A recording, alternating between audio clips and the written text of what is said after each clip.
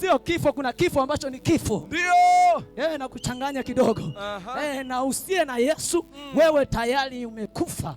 Kwa hiyo ukitaka kuishi, chagua leo tukupe maisha. Amen. Yuko Bwana Yesu anayetoa maisha. Yuko Bwana Yesu anayetoa maisha. Neno la Bwana linaniambia ya kwamba rafiki mwema huwa anautoa uhai wake kwa ajili ya rafiki zake. Na huyu rafiki ni mmoja tu. Ni mmoja tu. Ni mmoja tu. Ni mmoja tu. Yesu. Yesu. Yesu. Yesu. Yesu. Yesu. Yesu. Piga Yesu. Yesu. Nione watu wakimshangilia Bwana Yesu.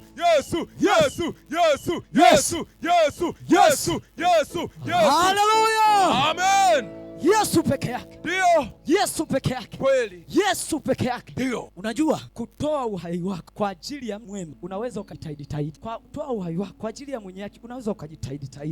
Ila kutoa uhai kutoa uhai wako kwa ajili ya liuaji moja hivi. Kutoa uhai wako kwa ajili ya lizini moja hivi makini. Kutoa uhai wako kwa ajili kahaba moja sio kazi rahisi. Mimi siwezi, sijui kwa wewe. Ila mimi siwezi. Haiwezekani. Lakini Yesu tukiwa tungali wenye dhambi alikubali kufa kwa ajili yetu ili sisi tuwe na uzima. Amen. Hallelujah. Wewe leo si bado mwenye dhambi, upo hapo unanisikia? Lakini Yesu alikufa sio kwa ajili ya hawa. Alikufa kwa ajili yako. Alikufa kwa ajili yako. Alikufa kwa ajili yako. Alikufa kwa ajili yako. Alikufa kwa ajili yako. Alikufa kwa ajili yako. Alikufa kwa ajili yako.